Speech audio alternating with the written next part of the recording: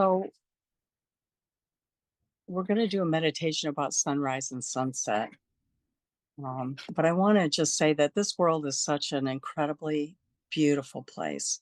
It's such a rich and sensual planet. The sights, the sounds, the smells are amazing. And the gift of life is something to be grateful for every moment of our existence. When our emotions are running rampant, getting out in nature can be very healing and calming. Imagine sitting quietly and watching a sunrise and a sunset and giving thanks for another day, reminding yourself that you can fill it with whatever you want. Your mind can take you there and set you free, or you can go for a ride on your emotions. You're always free to choose, but only after you give yourself permission to choose.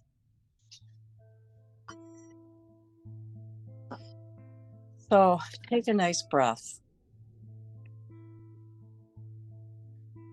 and imagine with me you're sitting high on a bluff at the edge of the desert. The wind rustles the brush as it races across dry landscape. The night is dark, but you can see clearly because the sky is filled with stars. You're facing the east. Slowly, ever so slowly, the horizon begins to get lighter. At first, there's a thin sliver of orange light that gradually turns pink. The sky above the horizon is a deep indigo. As you watch the horizon change colors, you are filled with a sense of wonder and awe at the beginning of a new day. You take a deep breath and watch the morning stars shimmer and seem to grow brighter and brighter. It hangs between darkness and light. The sky continues to get brighter and brighter. The sun begins to peek over the horizon. It rapidly becomes a brilliant yellow globe, warming the landscape. As the sun clears the horizon, you say a silent prayer and give thanks for a new day and the opportunity to fill it with love and joy and happiness. You sit and allow yourself to be filled with the beauty of the sun and the land around you. At the end of the day, you're magically transported to the ocean where you watch the sun slowly sink into the water and even a green flash. The towering clouds turn pink and glow. As the sun sinks into the water, it creates diamonds of light that shimmer and dance. As you reflect over the day, you give thanks for all the opportunities you see as gifts of life instead of judging what came your way. You are filled with love and gratitude for choosing to see life differently. What a gift it is to realize you can choose your thoughts moment by moment. Life really is perfect after all. And so it is. And now kicking off the 2024 theme, January theme, transformation, is our interim minister, Reverend Dr. Nadene Rogers, with her message entitled, "So What Is This Thing Called Life?" Please help me welcome Reverend Nadene.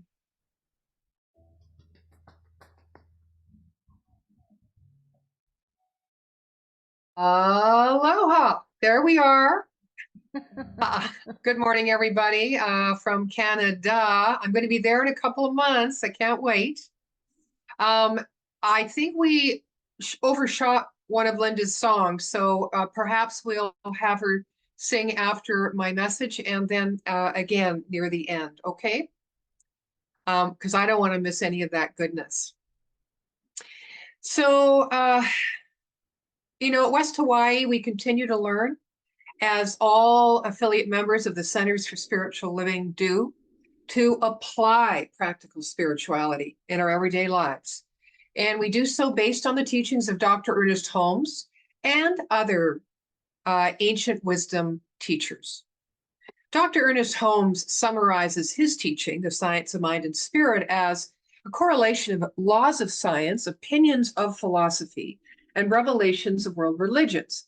Again, he states applied to human needs and the aspirations of man. And this is a very salient point. It's one thing to know, but he also says we don't really know until we demonstrate, right? So life can live in our intellect forever. But the idea to quell the seeking and the searching is to embody the energy of that which we are wanting to create. So applying the teaching is paramount. Now, I'd like to welcome you to this new year. This, according to Chinese astrology, which I love, is the year of the Greenwood Dragon. Now, the Greenwood Dragon is said to bring the aspects of power, strength, progress, and, wait for it, transformation, which is our January theme. Now, I chose the theme right out of the gate, transformation. I chose it as a place to begin from, rather than something or some state to strive to reach. What if we start believing we're transformed? And therefore, we have that rippling effect of transformation in our life, rather than the place from seeking, searching, aspiring to something greater than we are. Right? After all, this is the explicit teaching of Dr. Ernest Holmes in The Science of Mind, and that we have received from also sages and mystics for eons. Live as heaven on earth, they say. Live as heaven on earth. We have it within us to do. So let's begin this year visualizing and practicing, applying the divine presence of by becoming it, from which the rest of the year will unfold, oh my gosh, untold mysteries, miracles in the ordinary, and of course, the revelation of our true magnificence. You are the wisdom that you bring with you from 2023 into this year. Just feel the expanded strength of your foundation and move ahead with faith and, as Holmes likes to coin the phrase, cheerful expectancy, open to the imaginative darkness, allowing our soul to welcome the joy existing in the partnership of the dark and the light together. And as these days get longer, the light of our becoming can make this year one where our excitement of the mystery through our faith in and use of the infinite creative intelligence that lies within us supersedes our fear of the mystery, right? Where our excitement of the mystery can supersede our fear of it. The science of mind and spirit guides us to strengthen our faith in love, law, and the mystery. We mostly talk about love and law, though. You know, the all-loving and all-knowing infinite creative intelligence works in both the realm of the absolute and the realm of the relative, which is us, through the same exact creative process, as does the mystery. That part of intelligence that is infinite in its awareness and its expression. So to continue to discover and live our spiritual truth in the faith that the spirit within knows what we need even before we do, and will always provide. Now let's get back to the idea of transformation. I don't think transformation is about reinventing ourselves. I don't think it's about recalibrating ourselves. Big words. It's about revealing our wholeness that's already existed in the divine spiritual pattern that we were created from. Revealing our wholeness, what does that mean? The allness of us, both our divinity and humanity as one thing. So revealing our divine humanity. God doesn't know big or small. Only we parse out life in that manner. You know, it's our time-space measurement of growth in many forms. And when we hone our faith in the darkness of the unknown, We create a new sense of wholeness of self and are able to transmute our judgments into an expanded light of potentiality and growth. Dr. Ernest Holmes eloquently declares in Words That Heal Today on page 116, paragraph 3, he says, as individuals, we cannot wait for the whole mass of humanity properly to interpret the blueprint of the divine plan, or I like to say the divine pattern, right? In which unfolds the divine plan. Thus, it is incumbent on each of us to begin where we are, to build from the divine blueprint that enriches all. Now, science is the systematic study of the structure and behavior of the physical and natural world through observation, through experimentation, and the testing of theories against the evidence obtained. So if we are going to lean into these spiritual ideas, we should do it in a very scientific, provable way. And the Science of Mind teaching points and guides us in that very opportunity. You know, I've been studying and demonstrating newness in my reality for over 30 years now using the Science of Mind. And as my trust in myself grows, the universe continues to expand. And I become poised in the present moment, connected with the presence rather than positioned in the past. Now, we know that probabilities exist in the known, but possibilities await in the unknown. As all conditions are temporary, a spiritual truth we love to forget until we are faced with remembering in the light of the swirling, layering complexities of world conditions today. It is through having a clear understanding of who we truly are, which leads to building faith in our capacity to create something greater than has gone before in our experience. In faith, we listen and abide by the divine wisdom within us, that an answer, a way, is made clear. I believe, as a religious scientist, that's what we call ourselves when we study science of mind and spirit, we have it easier than most. For we actually have a roadmap when navigating the mystery. It is called the universal creative process. The scientific workings of invisible energy moving into visible form. You know, we will be deepening our understanding of the foundations of the Science of Mind teaching over this month. So it's kind of like back to the basics. And we're going to cover the introduction of Dr. Holmes' book, The Science of Mind. We're going to talk about the thing itself, what it does, and how to use it. But today, it's my job to begin at the beginning. So I chose the title, of course, What is the Thing Itself? And what is its nature? So I'm going to put 3 ideas to you about the nature of the thing itself, or as many call God. God is love and God is law. God is both personal and impersonal at the same time. God is expressed uniquely, diversely throughout life, and each one sees with the eyes of God. When that happens, we allow God's love to flow. Each person, through their freedom to think and feel as individuals, receiving this love, can create a personal experience of a God as they can relate to it. The understanding that the nature of God is the truth of our own nature is always found within the unbound, unconditional, undefined, joyful experience in surrendering to receive this love. So receive God's love, but we receive God's love through God's law, right? Or God's law, the action of law and mind, which is active in us, in the creative part of our mind, which is the subconscious mind. And that creative part of our mind is the law of our being.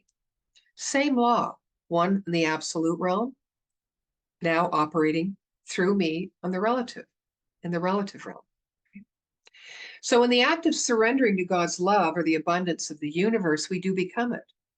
And it is the belief that we have, or the faith we demonstrate in God's law, a definite, mechanical, reflective, divine order called cause and effect, that opens us, surrenders us to everything that wants to find our life, to receive the love that we are. It's kind of like feeling it from the inside out and the outside in at the very same time. So the second part idea I want to share with you is the universe is not a respecter of persons and plays no favorites.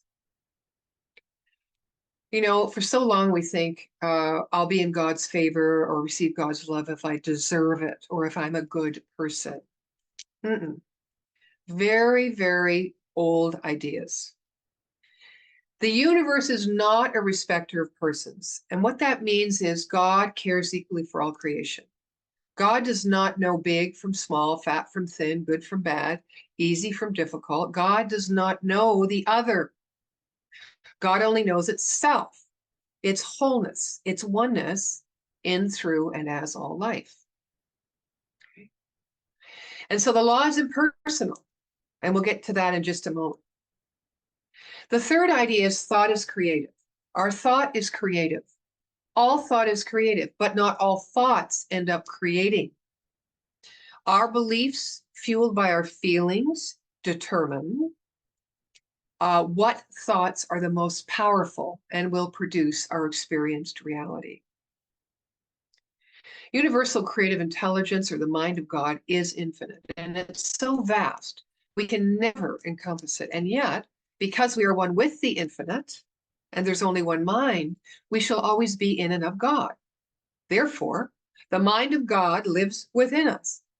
Even though there is only one mind, there are two states of mind, as Dr. Holmes describes it, and many have: the conscious mind and the subconscious mind. Now, we are in the driver's seat as our conscious mind. And it is our conscious mind's job to point the coach, which is our subjective subconscious mind, towards its destiny, right? The driver has the power over the coach, but it needs the coach and the horse to provide the energy needed to reach its goal. The coach, or the subjective mind, is the servant to the driver, or the conscious mind. And God, if you like, is the cause from which the driver, the coach, the horse were all made possible in the beginning, right? So these are just aspects of the one mind that we need to understand as we start learning about and applying the universal creative process, right, to create our new reality. Thoughts create, which means that it is our individual use of subjective mind, which is God as law working through us, which sets our thoughts into action and subsequent demonstration. And as we come to understand the nature of the thing itself, we are called to find that within ourselves and show up in the individualized expression of this one truth of being.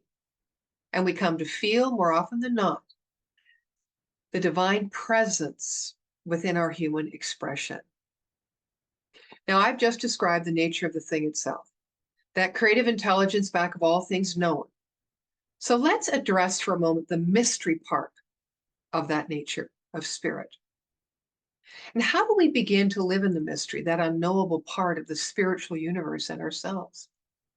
You know, we've been taught through our religions and our cultures, our societies, our education, our parents, to repress, inhibit, that our natural urges, being spontaneous without thinking, is taboo. It can result in no good, so it feels safer to keep a little defense, right? A little distance. Because someone can take advantage of our weakness, of our frailties, of our vulnerabilities. Now, beginning from the place of transformation asks us to speak about ourselves from the high watch, not as in the need to be healed or fixed, but in affirmation of our inherent divine spiritual pattern of wholeness. So as to not try and fit ourselves into a temporary pattern of thought coming from the average norm of the collective consciousness. If we are to identify ourselves with this norm, then we are left even driven to keep searching and seeking. If we continue the mindset of searching instead of affirming, we prevent ourselves from being in the here and now. Basically, that's it. And the infinite creative power and potential that comes with being present. And the search always leads us somewhere else, don't you know? The search is a projection, a desire, an idea in which we believe that we need, that what we need exists, but it's just somewhere else, right? Never here now. So have you ever asked yourself, what are you searching for? Have you ever made it a point of deep meditation to know what you are searching for? The inkling is surely there, but it's the precision and the preciseness, the exactness of it that you need to know. If we're to start where we are, we need to define it, right? What we're searching for, the vision. And the more it becomes defined in our own mind, the more we feel that there is no need to search for it. Because the more it becomes defined, the more real it gets. And it starts to become embodied within us, the energy of that. Because unless you know what you are wanting to create, how can you ever become it and then reveal it? Right? So one of the first steps towards deepening our faith in the mystery is commonly marked by the act of social transcendence. Remembering that as we grow towards more of what we are meant to be, we are growing into more of what we already are. And if there's something to seek, we're worldly people. If there's nothing to seek, and the question becomes, who is the seeker? Then we are religious or spiritually directed people. When all searching is stopped and we become aware that now there is only one thing to know. Who is the seeker in me? What is this energy that wants to seek? Who am I really? Then there is a movement of transformation, and all values seem to suddenly shift. We must rise up to our own intelligence, not by seeking ready-made answers, but by living in the inquiry. If we seek to identify ourselves outside in the light of other ways, we destroy the very possibility of infinite intelligence as our guide.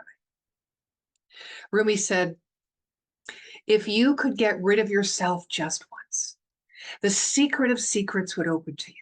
The face of the unknown, hidden beyond the universe, would appear on the mirror of your perception. Isn't that beautiful? And as we learn to create in the certain ways, in unity with the thing itself, our love guiding our law of being, and having faith in the mystery, we open to live from a transcendent state of consciousness, a higher state of consciousness, and we welcome a fresh perspective and approach to thinking and speaking and taking action in this world. I will even go as far as to say we move from this idea of me to we. We are the divine plan, expressing at the level of our understanding. And we start here, building upon an affirmative and clear premise within ourselves. We are divine transformers. And whatever appears to be diseased or in discord dissolves into the nothingness, or I might say the wholeness of God, right?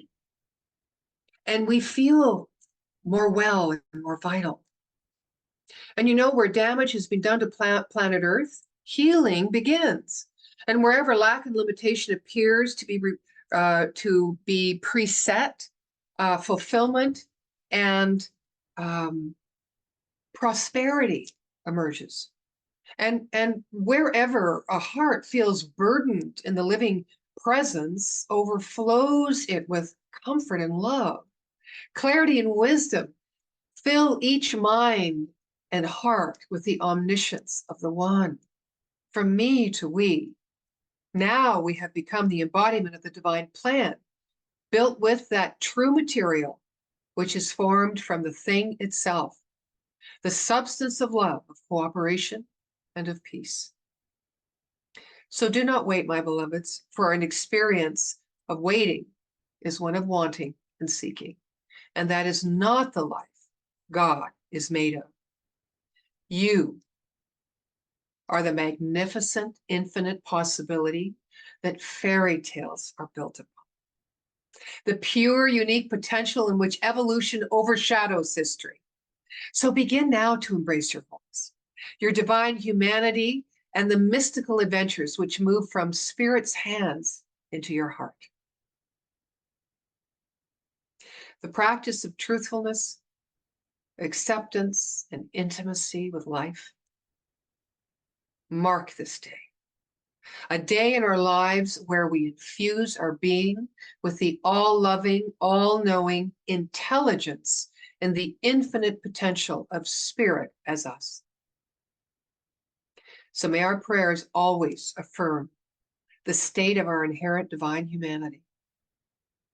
May they be about nothing more and nothing less than this. And so it is.